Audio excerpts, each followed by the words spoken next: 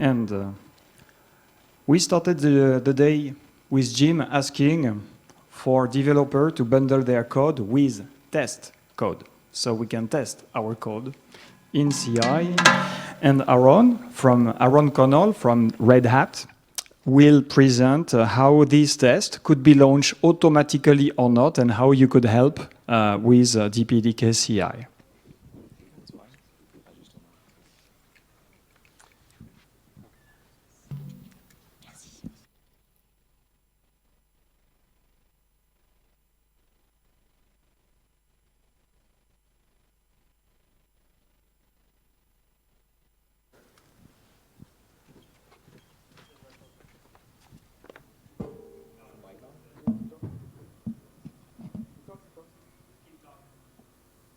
The mic wasn't even on, so it was my fault. Okay. Yeah, so better development with robots. And for this, I mean like basically automatic building, patch detection, that kind of thing. So we don't have robots, real robots with DPDK yet. So yeah, my presentation is going to be a lot like a lot of other presentations, only I think it's better because it involves robots.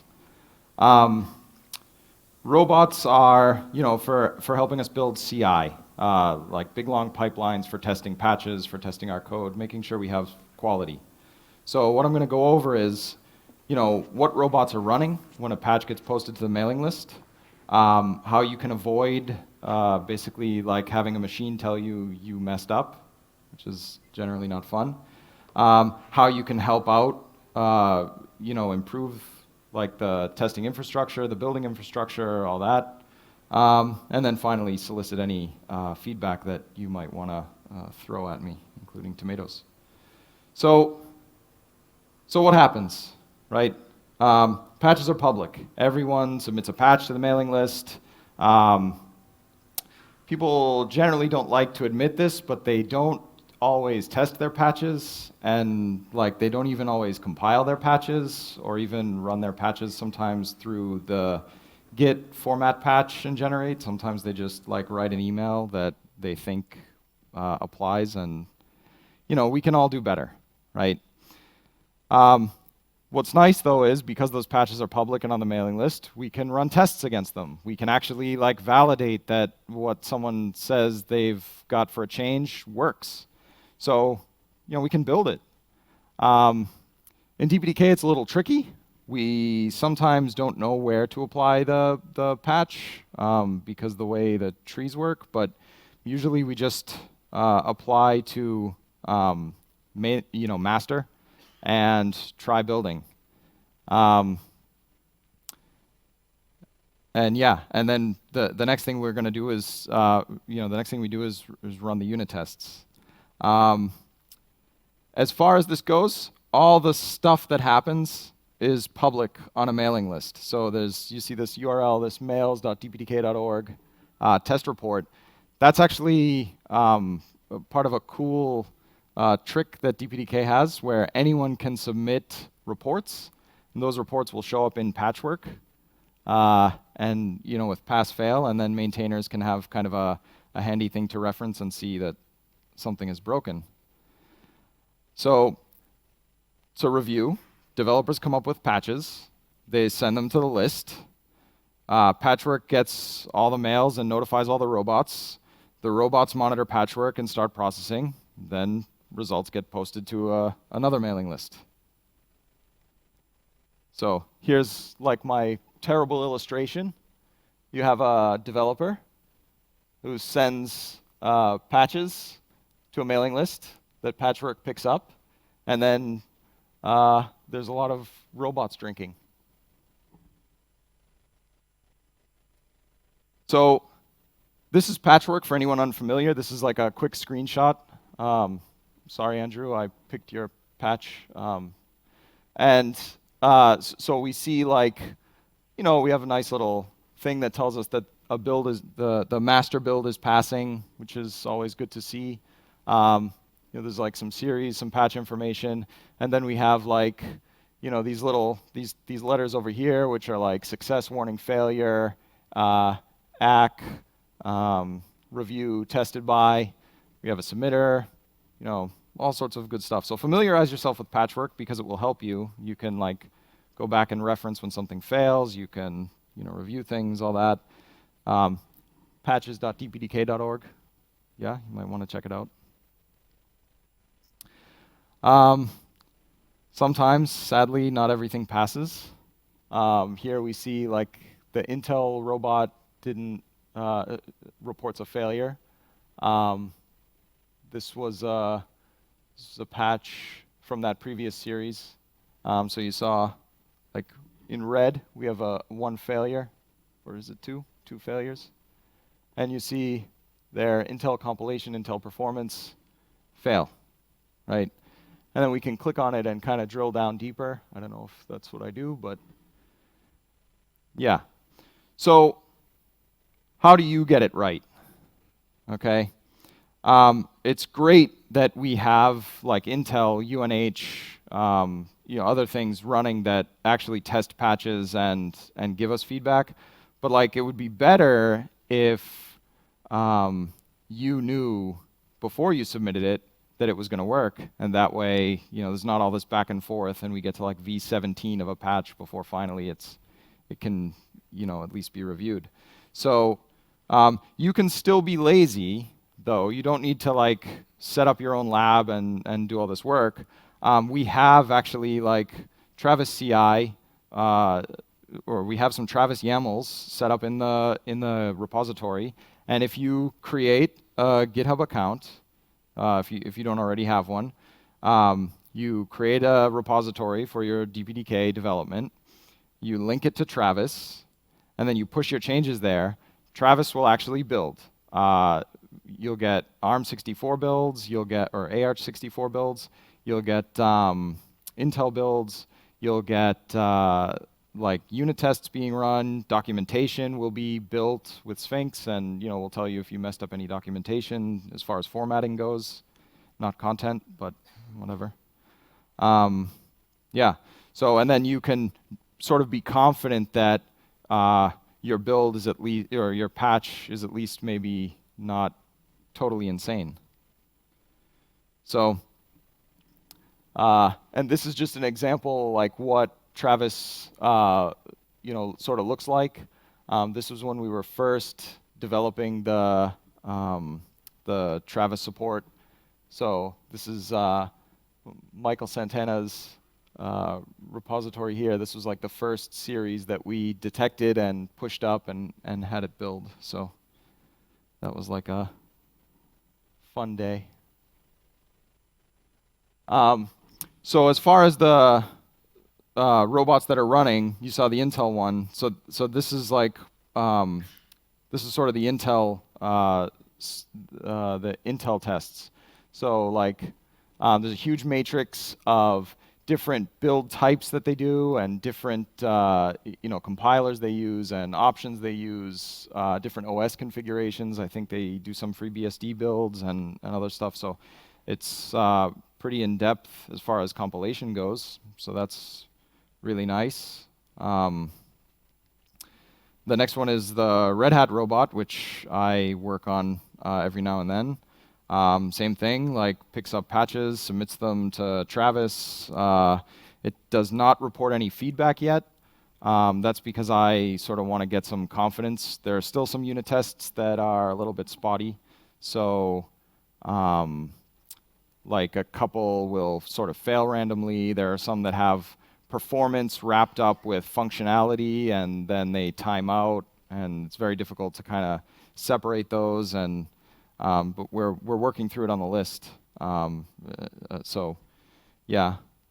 And then the last robot that I know of that at least reports data is the UNH Interrupt Lab. I'm going to give a shout out to Jeremy over there if you have any questions about it. But yeah, so they're a neutral third party. They host setups. They host actual hardware setups. So instead of just like Travis, which is VMs, or like compilation, UNH actually does like infrastructure testing. They have like traffic generators, and they do different applications that they use as sort of test benches. And they do a lot of performance testing. So they do like OVS performance tests and DTS testing and other stuff. Yeah, this is a screenshot from theirs. If you go to lab.dpdk.org, you can actually start drilling in and looking at some of these tests. So like OVS perf test in this case, we see some failures, and this particular patch series triggered like a warning about a possible regression. But it's good. We can actually like drill down and see as patches get posted to the mailing list, we can actually detect, hey, this might break this application that people use. So it's actually quite a good robot, actually. I like it. So, okay, that was kind of a quick review of the robots that are running and sort of what happens. But like, how can you help? Because I know you're dying to. So most of the steps for the robots that run are stored in the .ci folder. Everything under there is like making the builds, running unit tests, generating documentation. It's all simple scripts. So what still kind of has to be done, we need some reporting done from the Red Hat robot. That's on me. I'll do that. Things I want to do, like I want to use QEMU user to run the AH64 unit tests in Travis, because right now the AH64 is just builds, and it would be nice to have actual code being tested. Maybe set up a PowerPC build, because we support that. Code coverage reporting to get feedback so that we know that our unit tests are actually testing enough of the code base. I mean, it's like a shame to have like 10,000 unit tests and they exercise the same for loop. So, and then like add some of the other test suites. There's performance test suites. There's like specific device test suites. Those all, would be really nice to be turned on, and we get more testing. So even beyond that, we can do things like add support for like maybe there's some GitLab. I forget what that's called, like the GitLab push or pull or whatever. GitHub Actions, Cirrus, AppVeyor. So like we could set up Cirrus, and that supports FreeBSD, that supports Windows. We could get like even more testing and coverage. GitHub introduced their own sort of competitor to Travis now with Actions. GitLab doesn't need necessarily like us to use them, but they'll do some pulls and merges and all. So yeah, I think there's there's more we can do and get more testing going. And contributions are always welcome. And finally, you can build your own sort of robot if you want to. Everything you need can be done using Patchwork API. There's a project here, PWCI, which will actually monitor Patchwork, monitor Travis, give you some stuff there, and then the DPDK CI repository is how you can do things like know what tree you need to apply patches to, or send a report that a particular patch is broken in your environment, and then developers can take a look, and that sort of stuff. So yeah, questions?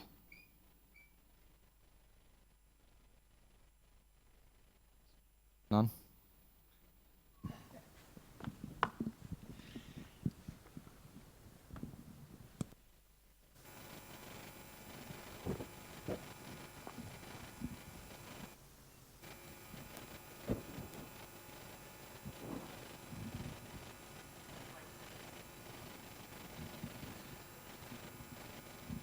Okay, I can just repeat it I can hear you, so I'll just repeat it.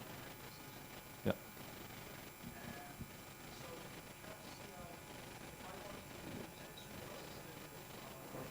Using the cat CI to check a patch that I have yet to upstream. So I have a set of kernels yet.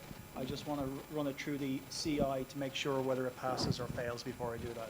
Okay, so the question was like running through, sort of going from, I have some patches, I don't want to upstream them yet, I want to run them through Travis and see like see that they're going to pass, at least in Travis. So what would happen is you would take your patches, you would apply them to your Git repository, and you would have a GitHub repository that's your GitHub repository that's linked to Travis that you push you push those changes to. That will trigger a build in Travis. And then you just wait about 40 minutes or so, and that build will be completed. Travis will send you an email and let you know the results of that. Either an error, which means something in the network on Travis's side went wrong, you'll have to restart the build, sorry. Pass, which is great, that means, okay, maybe you could send them upstream and at least the robot won't complain. Or fail. And then when it fails, you can actually drill down into the specific builds, into the specific jobs that failed, and you can actually look at the logs and start kind of figuring out what broke, why it broke, and how you can make changes to your series to fix it. So. Have a section with the triggering patch documentation describing that process. There's nothing in the triggering patch at the moment to describe this. There is actually. Is there? Oh. Yeah, there is. So the second question was whether we would put some documentation in. There is documentation about that. It's only like a short 1-paragraph blurb. Yeah, sure, we can always have better documentation, so yeah, probably it's good to document it better. I agree. But it is documented there, even minimally. So there was another question. Hey, Aaron, thank you so much for doing this. I think this is fantastic. So a few questions here. Any idea on how much load it is currently? How much load? In terms of if I had to buy some capacity from the cloud provider, how many patches can run in parallel, for example? Yeah, I don't know that really for sure. Like, I can give you some sort of anecdotal information from using Travis, and maybe Jeremy could say something about like what UNH sees. But like for Travis, we have it now building only a full series. We don't have it building the individual patches. When we did have it building the individual patches, now granted it was kind of serial at that point, and it still is like kind of serial, 3 jobs at a time, 3 jobs parallel, so not that parallel. Still, we turned it on, and a week's worth of jobs didn't complete in a week. So it kind of depends on the time too, like, when there's lots of patches being submitted, around like RC 2, 3, 4 kind of time frame, when there's lots of patches going in and hitting the mailing list, it gets really bogged down. It's just kind of the nature of things, but I don't know how much load it would be. It's Okay. in terms of like if you wanted to lease something, I don't know. Okay, so we are kind of using whatever comes with the free accounts, I believe? So for Travis, yeah, I think it's whatever comes with free. Okay, so do we plan to make this official, pay some money and buy the capacity that's needed? Or? I can't answer that. Maybe it's a Thomas question.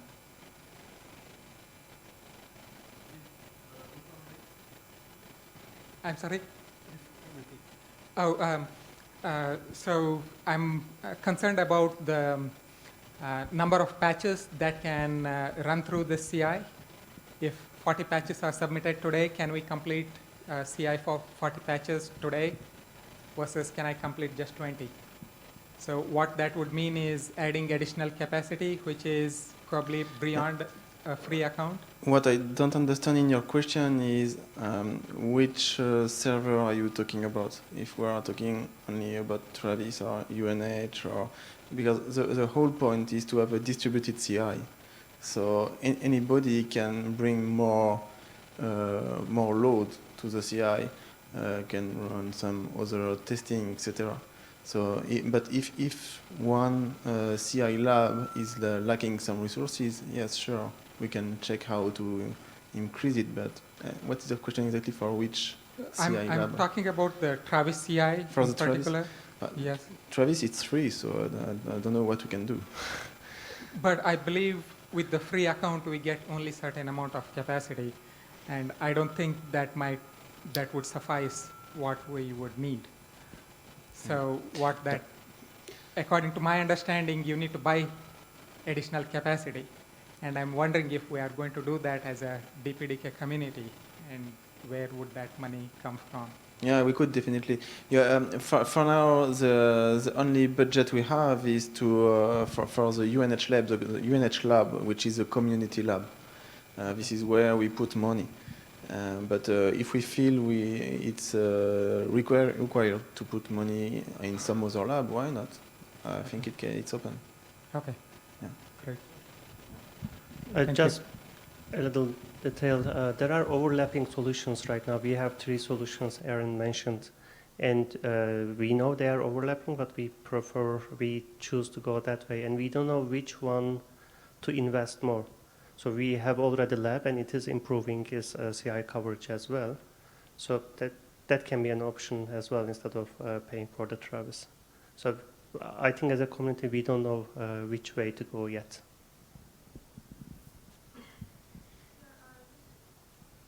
Yeah, this is Chen from Intel, and our team is doing, the Intel build and some Intel performance and functional test for the CI. So, as the questions that Honapa asked, that currently we are also using some servers in Intel internally to run all the builds at the same time. Maybe we will using some container to accelerate the multiple things running in parallel. So one question that you mentioned about the tricky part is you don't know where you will go to, the patch will go to which subtree. Yeah, so how do you handle this? You mentioned it's use master, but for example, I know that many patch will go to the next tree first, and if you apply to master, then the result may be not useful. Yeah, so I do have an answer for this. There's a script in that, I think it's in the DPDK CI folder, which will actually determine what tree to apply a patch to, and so that you can use that. I just haven't hooked it up myself, but if you want to shoot me some email or something, or like maybe we can just post about it on the like test reports mailing list or the DPDK mailing list. But there is something actually already developed to kind of figure out where to apply the patch and apply it. So no development work needed for that. Does that answer the question? Yeah, I just wonder, curious about the accuracy. So we have the scripts, but how about the accuracy? Maybe it suggests you go to one tree, but it will go to another tree and then failed. Yeah, I mean, so there's actually a couple issues, sort of. Like, one is, yeah, it's true, that can get it wrong. And yeah, sure, when that happens, we just have to understand that that's what happened, and maybe we can go through and kind of kick off the build again, and that might require manual intervention. The other time that the robot will complain a lot is when people post patch series that depend on other patch series, right, that are not accepted yet. That's a problem. I don't know how to fix that. I mean, hi, this is Ali. I actually wrote that script that Aaron is talking about, and the script works. It uses the patchwork. It actually decides on the tree depending on the maintainer's file. So it reads the maintainer's file, and this is where it gets the rules that it uses to decide on which tree to apply the patch. So it uses the maintainer's file. This is how it works. Mm-hmm. Yeah, but again, it still can get things wrong. I mean, like, there's I think Jeremy had sent me some code sample that they use at UNH, and it actually does a retry because sometimes the script does get it wrong, and it kind of does a fallback, and yeah. So yeah, I know of those two issues. Like, one, when there's sort of someone posts a patch that's dependent on another patch series, then no amount of script will help you. It's unless you know what's the dependent series and you can apply it all and all. Yeah. So I don't know of any good solution. If you figure it out, please let me know. You can't, you don't know, the solution. Things, the dependency, we don't know which patch needs to be applied first, then I don't think there is a solution for that. But for the other things that I think Ali mentioned a good point. Yeah. Yeah. Well, I mean, there could be a solution for that, right? Like, Depending- meaning developers could post some kind of metadata in their cover letter, right? That would say, okay, depends on, 6445, right? And then you would just go to Patchwork and pull the 6445 series and apply it, and then, but I Yeah. don't know. That's It's it's kind of the policy that all the developers need to follow. Yeah. So if someone didn't follow, then it will be. Yeah. Okay, thank you. Yeah, I wanted to comment that I think we are missing some easy way for developers to contribute also testing code. So we have all this distributed CI, but it's not very accessible for developers. So I think this is one part we're missing. Like in Travis, you can do some unit testing, right? yes. So we can enhance the unit testing at least. Yes. Yeah. So I mean, there's a whole testing framework, and you can sort of build on that, add new tests, like all sorts of stuff. So, and Travis will run those tests.